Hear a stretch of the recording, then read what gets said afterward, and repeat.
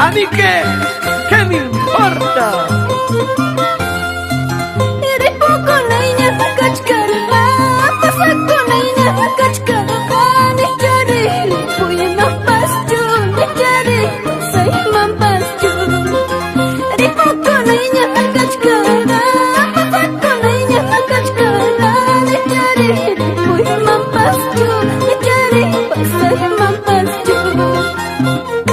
Y de esta manera estamos poniendo punto final al concierto de Chinita Andina con el conjunto Mercurio de Huancavelica y Producciones Felito en el corazón de todos ustedes.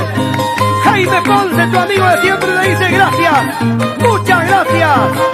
Hasta siempre, Perú.